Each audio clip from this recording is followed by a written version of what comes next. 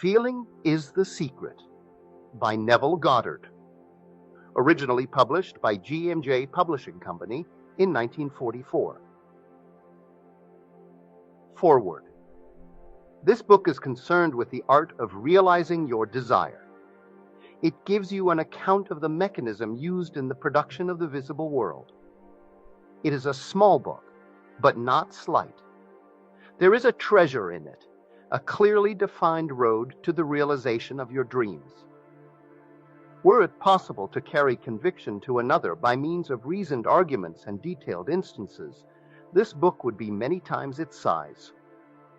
It is seldom possible, however, to do so by means of written statements or arguments, since to the suspended judgment it always seems plausible to say that the author was dishonest or deluded, and therefore his evidence was tainted.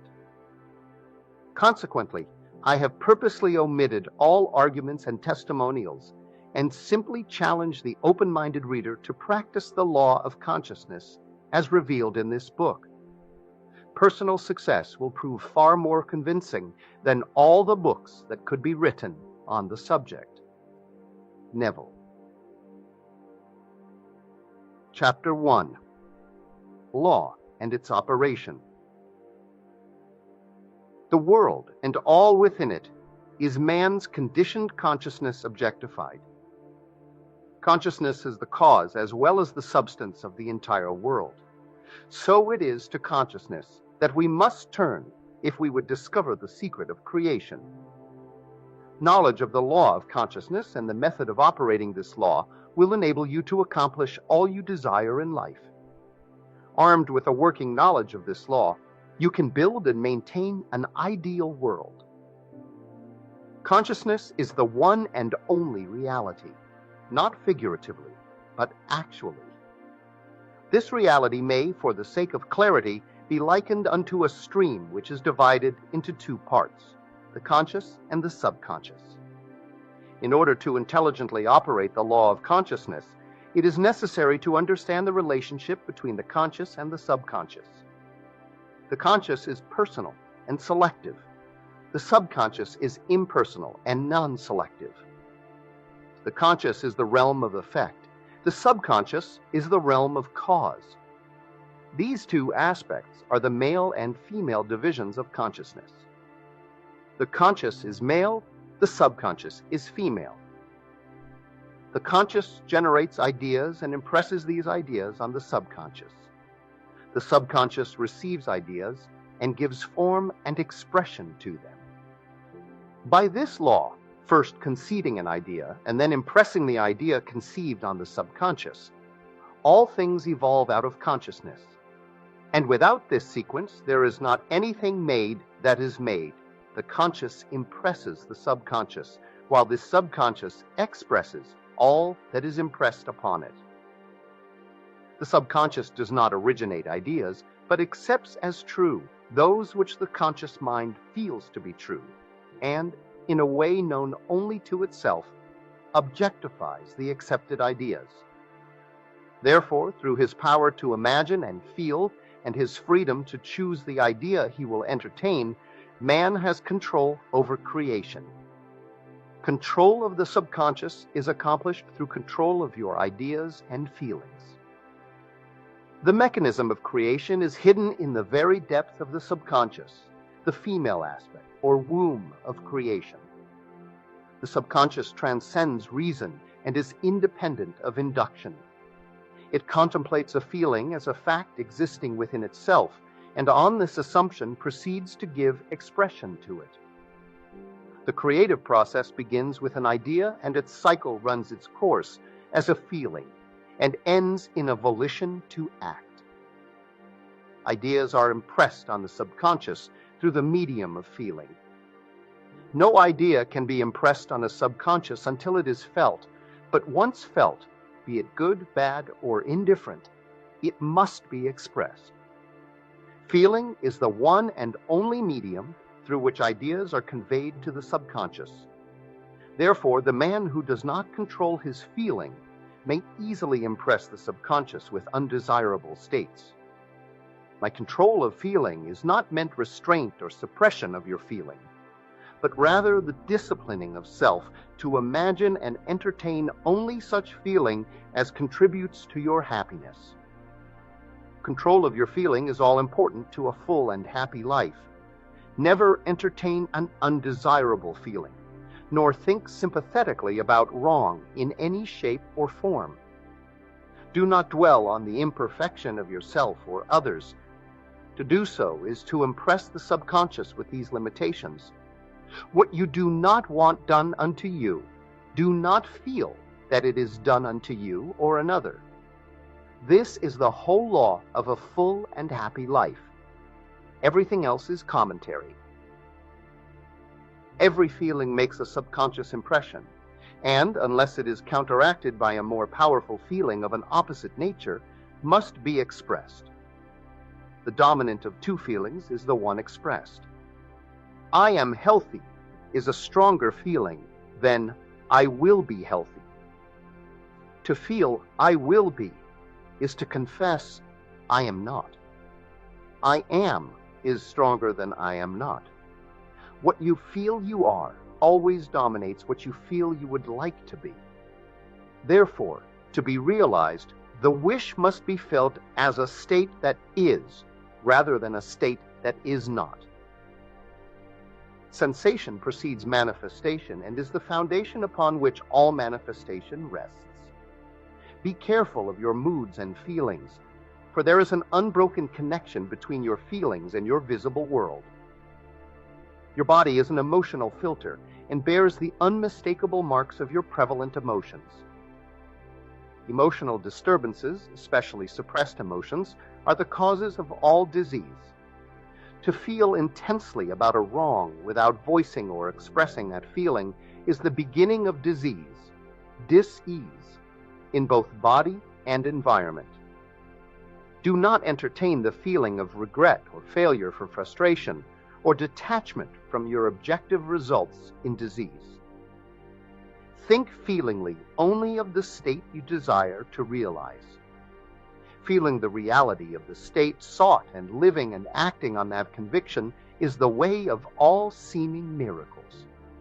All changes of expression are brought about through a change of feeling.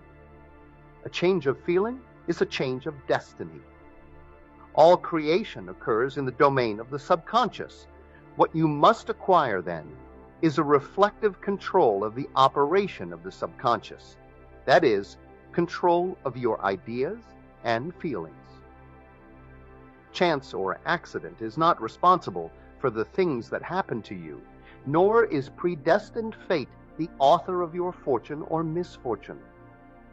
Your subconscious impressions determine the conditions of your world. The subconscious is not selective. It is impersonal and no respecter of persons.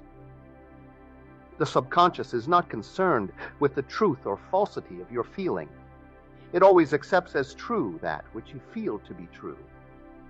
Feeling is the assent of the subconscious to the truth of that which is declared to be true.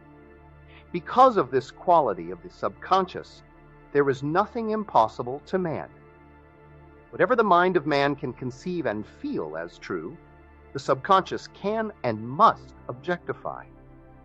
Your feelings create the pattern from which your world is fashioned, and a change of feeling is a change of pattern. The subconscious never fails to express that which has been impressed upon it. The moment it receives an impression, it begins to work out the ways of its expression. It accepts the feeling impressed upon it, your feeling, as a fact existing within itself, and immediately sets about to produce in the outer or objective world the exact likeness of that feeling. The subconscious never alters the accepted beliefs of man. It outpictures them to the last detail, whether or not they are beneficial. To impress the subconscious with the desirable state, you must assume the feeling that would be yours had you already realized your wish. In defining your objective, you must be concerned only with the objective itself. The manner of expression or the difficulties involved are not to be considered by you. To think feelingly on any state impresses it on the subconscious. Therefore, if you dwell on difficulties, barriers, or delay, the subconscious, by its very non-selective nature, accepts the feeling of difficulties and obstacles as your request and proceeds to produce them in your outer world. The subconscious is the womb of creation. It receives the idea unto itself through the feelings of man. It never changes the idea received, but always gives it form. Hence, the subconscious outpictures the idea in the image and likeness of the feeling received. To feel a state as hopeless or impossible is to impress the subconscious with the idea of failure. Although the subconscious faithfully serves man, it must not be inferred that the relation is that of a servant to a master, as was anciently conceived. The ancient prophets called it the slave and servant of man. St. Paul personified it as a woman and said, "The woman should be subject to man in everything." The subconscious does serve man and faithfully gives form to his feelings. However, the subconscious has a distinct distaste for compulsion and responds to persuasion rather than to command. Consequently, it resembles the beloved wife more than the servant. The husband is head of the wife, Ephesians chapter 5, may not be true of man and woman in their earthly relationship, but it is true of the conscious and the subconscious, or the male and female aspects of consciousness. The mystery to which Paul referred when he wrote, "This is a great mystery. He that loveth his wife loveth himself, and they two shall be one flesh," is simply the mystery of consciousness. Consciousness is really one and undivided, but for creation's sake it appears to be divided into two. The conscious, objective, or male aspect truly is the head and dominates the subconscious, subjective, or female aspect. However, this leadership is not that of the tyrant, but of the lover. So by assuming the feeling that would be yours were you already in possession of your objective, the subconscious is moved to build the exact likeness of your assumption. Your desires are not subconsciously accepted until you assume the feeling of their reality, for only through feeling is an idea subconsciously accepted, and only through this subconscious acceptance is it ever expressed. It is easier to ascribe your feeling to events in the world than to admit that the conditions of the world reflect your feeling. However, it is eternally true that the outside mirrors the inside. As within, so without. A man can receive nothing unless it is given him from heaven, and the kingdom of heaven is within you. Nothing comes from without. All things come from within, from the subconscious. It is impossible for you to see other than the contents of your consciousness. Your world in its every detail is your consciousness objectified. Objective states bear witness of subconscious impressions. A change of impression results in a change of expression. The subconscious accepts as true that which you feel as true, and because creation is the result of subconscious impressions, you, by your feeling, determine creation. You are already that which you want to be, and your refusal to believe this is the only reason you do not see it.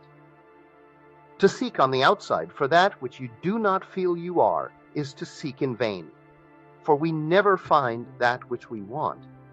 We find only that which we are. In short, you express and have only that which you are conscious of being or possessing. To him that hath it is given. Denying the evidence of the senses and appropriating the feeling of the wish fulfilled is the way to the realization of your desire. Mastery of self-control of your thoughts and feelings is your highest achievement. However, until perfect self-control is attained, so that, in spite of appearances, you feel all that you want to feel, use sleep and prayer to aid you in realizing your desired states. These are the two gateways into the subconscious. Chapter 2. Sleep. Sleep, the life that occupies 1/3 of our stay on Earth, is the natural door into the subconscious. So it is with sleep that we are now concerned. The conscious 2/3 of our life on Earth is measured by the degree of attention we give sleep. Our understanding of and delight in what sleep has to bestow will cause us, night after night, to set out for it as though we were keeping an appointment with a lover. In a dream, in a vision of the night, when deep sleep falleth upon men, in slumbering upon the bed, then he openeth the ears of men, and sealeth their instruction. Job chapter 33. It is in sleep and in prayer, a state akin to sleep, that man enters the subconscious to make his impressions and receive his instructions. In these states, the conscious and subconscious are creatively joined. The male and female become one flesh. Sleep is the time when the male or conscious mind turns from the world of sense to seek its lover or subconscious self. The subconscious, unlike the woman of the world who marries her husband to change him, has no desire to change the conscious waking state, but loves it as it is and faithfully reproduces its likeness in the outer world of form. The conditions and events of your life are your children formed from the molds of your subconscious impressions in sleep. They are made in the image and likeness of your innermost feeling that they may reveal you to yourself. As in heaven, so on earth. As in the subconscious, so on earth. Whatever you have in consciousness as you go to sleep is the measure of your expression in the waking 2/3 of your life on earth. Nothing stops you from realizing your objective, save your failure to feel that you are already that which you wish to be, or that you are already in possession of the thing sought. Your subconscious gives form to your desires only when you feel your wish fulfilled. The unconsciousness of sleep is the normal state of the subconscious. Because all things come from within yourself, and your conception of yourself determines that which comes, you should always feel the wish fulfilled before you drop off to sleep. You never draw out of the deep of yourself that which you want. You always draw that which you are, and you are that which you feel yourself to be, as well as that which you feel as true of others. To be realized, then, the wish must be resolved into the feeling of being or having or witnessing the state sought. This is accomplished by assuming the feeling of the wish fulfilled. The feeling which comes in response to the question, how would I feel were my wish realized, is the feeling which should monopolize and immobilize your attention as you relax into sleep. You must be in the consciousness of being or having that which you want to be or to have before you drop off to sleep. Once asleep, man has no freedom of choice. His entire slumber is dominated by his last waking concept of self. It follows, therefore, that he should always assume the feeling of accomplishment and satisfaction before he retires in sleep. Come before me with singing and thanksgiving. Enter into his gates with thanksgiving and into his courts with praise. Your mood prior to sleep defines your state of consciousness as you enter into the presence of your everlasting lover, the subconscious. She sees you exactly as you feel yourself to be. If, as you prepare for sleep, you assume and maintain the consciousness of success by feeling, I am successful, you must be successful. Lie flat on your back with your head on a level with your body.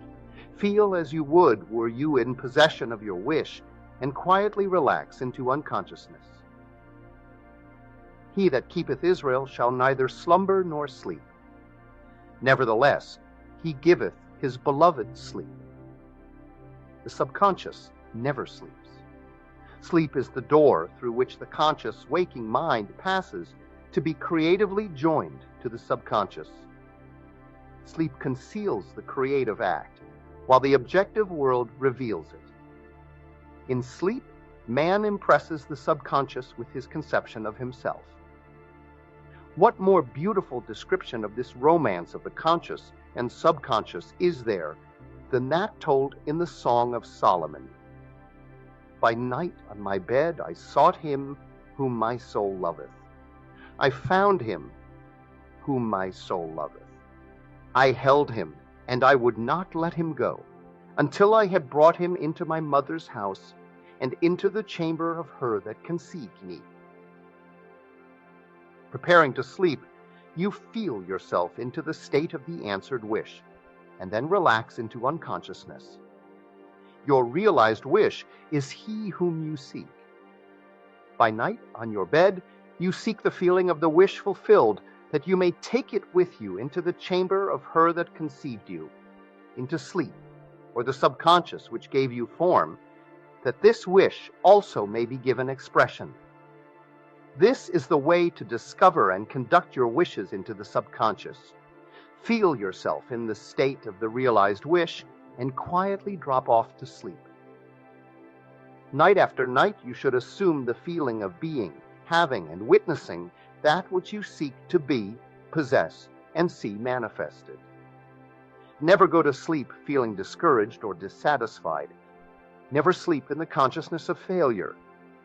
Your subconscious, whose natural state is sleep, sees you as you believe yourself to be, and whether it be good, bad, or indifferent, the subconscious will faithfully embody your belief. As you feel, so do you impress her, and she, the perfect lover, gives form to these impressions and outpictures them as the children of her beloved. Thou art all fair, my love, there is no spot in thee, is the attitude of mind to adopt before dropping off to sleep. Disregard appearances and feel that things are as you wish them to be, for he calleth things that are not seen as though they were, and the unseen becomes seen. To assume the feeling of satisfaction is to call conditions into being which will mirror satisfaction. Signs follow, they do not precede. Proof that you are will follow the consciousness that you are. It will not precede it. You are an eternal dreamer, dreaming non-eternal dreams. Your dreams take form as you assume the feeling of their reality. Do not limit yourself to the past. Knowing that nothing is impossible to consciousness, begin to imagine states beyond the experiences of the past. Whatever the mind of man can imagine, man can realize.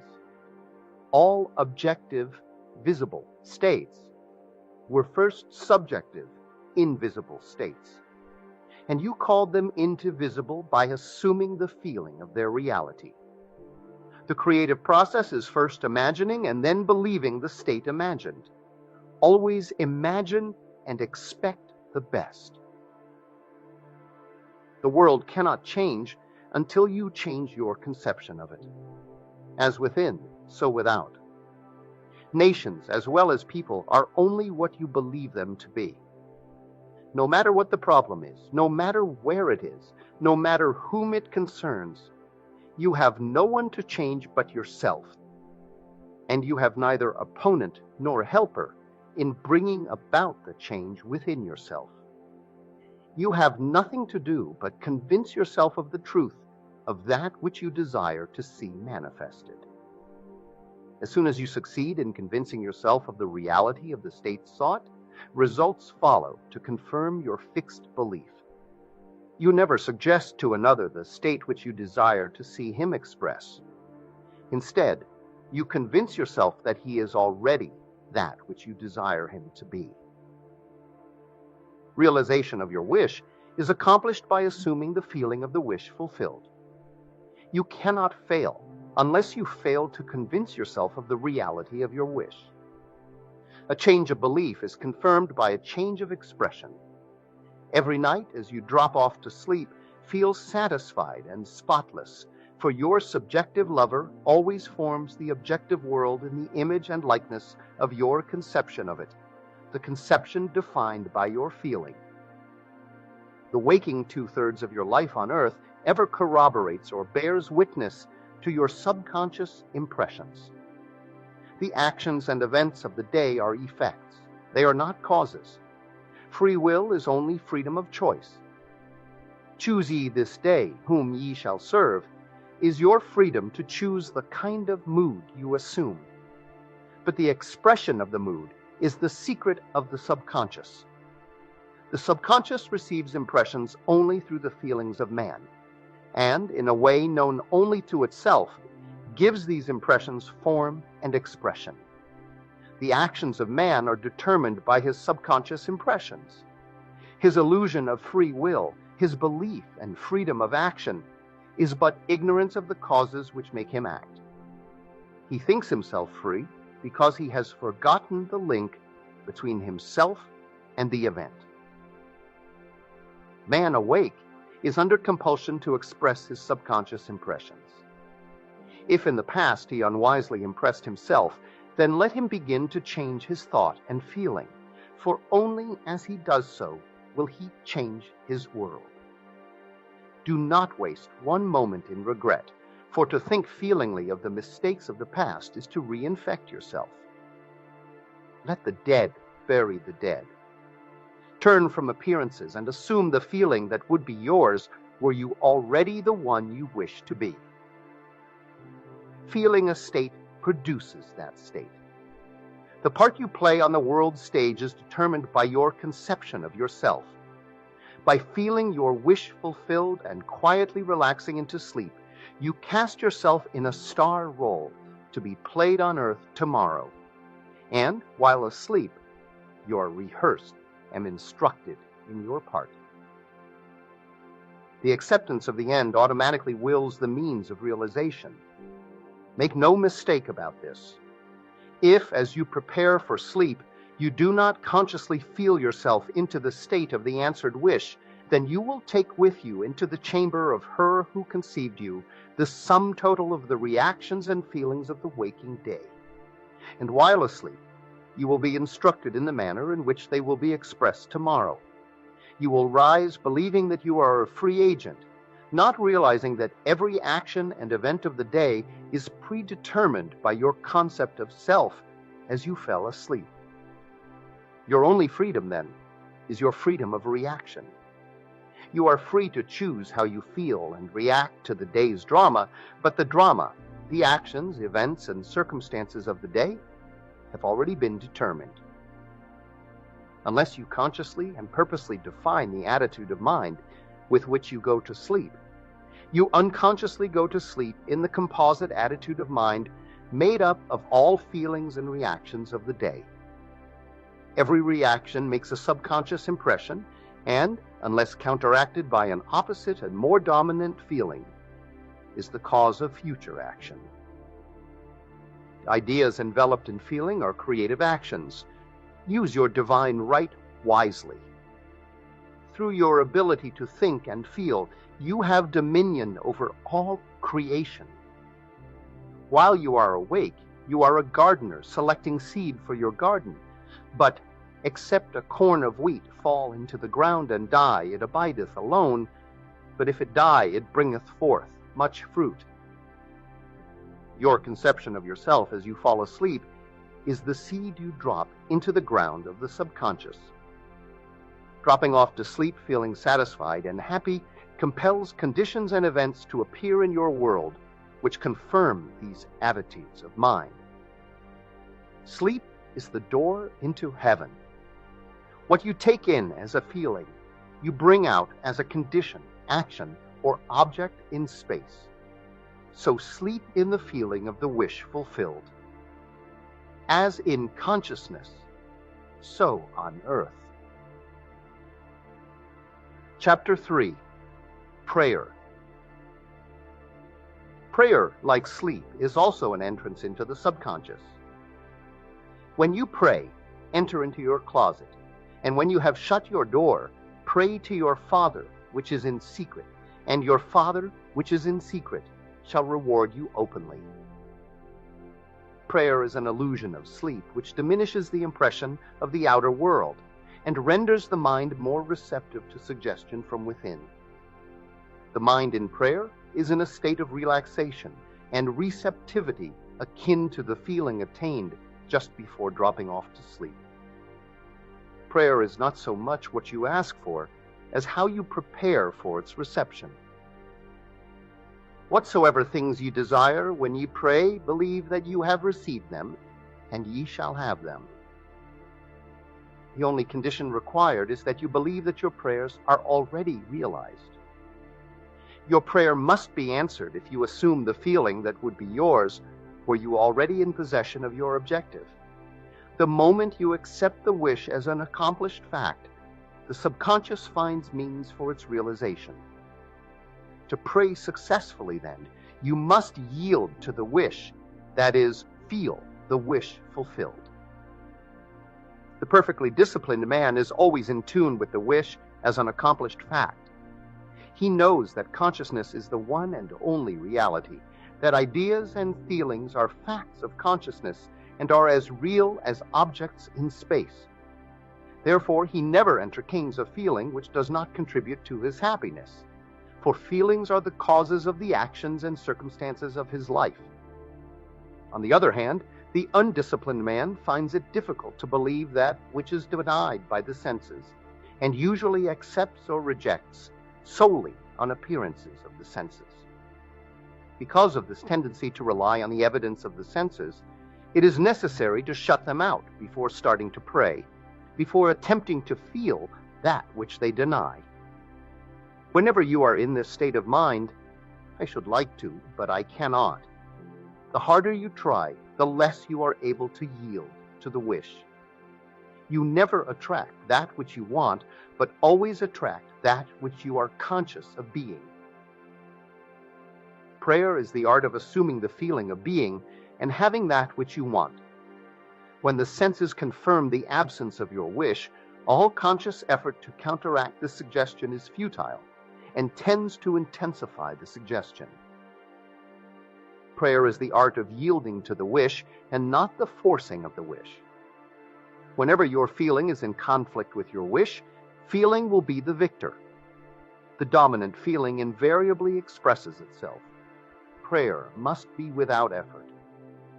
In attempting to fix an attitude of mind which is denied by the senses, effort is fatal. To yield successfully to the wish as an accomplished fact, you must create a passive state, a kind of reverie or meditative reflection similar to the feeling which precedes sleep.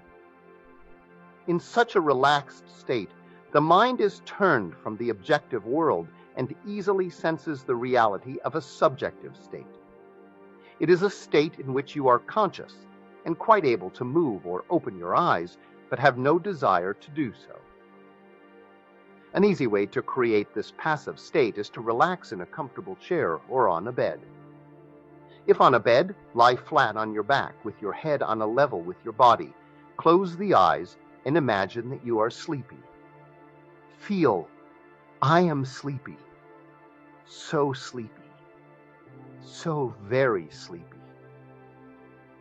In a little while, the faraway feeling, accompanied by a general lassitude and loss of all desire to move, envelops you. You feel a pleasant, comfortable rest, and not inclined to alter your position, although under other circumstances you would not be at all comfortable. When this passive state is reached, imagine that you have realized your wish, not how it was realized, but simply the wish fulfilled. Imagine in picture form what you desire to achieve in life. Then feel yourself as having already achieved it. Thoughts produce tiny little speech movements, which may be heard in the passive state of prayer as pronouncements from without. However, this degree of passivity is not essential to the realization of your prayers. All that is necessary is to create a passive state and feel the wish fulfilled. All you can possibly need or desire is already yours. You need no helper to give it to you.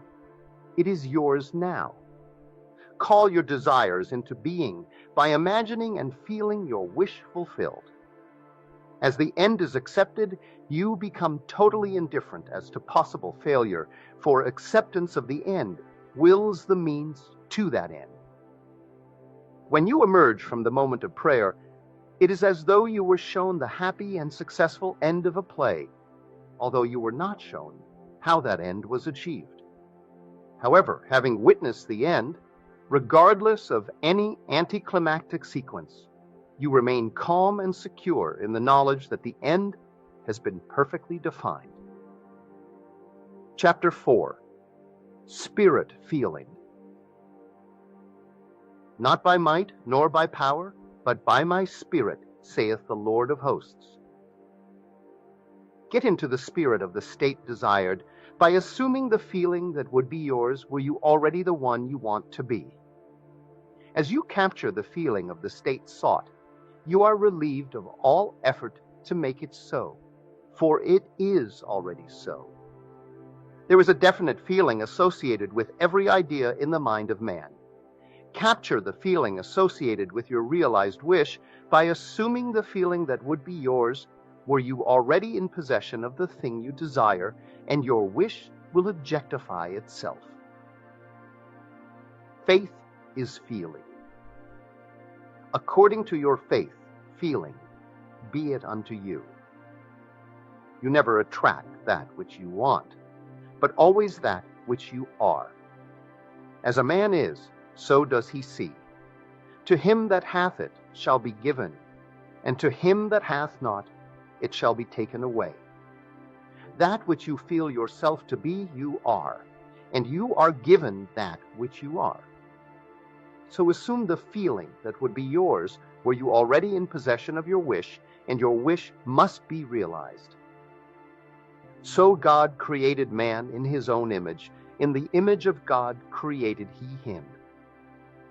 Let this mind be in you, which was also in Christ Jesus, who being in the form of God, thought it not robbery to be equal with God. You are that which you believe yourself to be. Instead of believing in God or in Jesus, believe you are God or you are Jesus.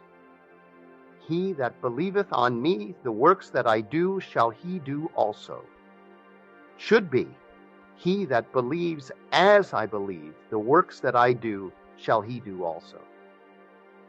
Jesus found it not strange to do the works of God, because he believed himself to be God. I and my Father are one. It is natural to do the works of the one you believe yourself to be, so live in the feeling of being the one you want to be, and that you shall be.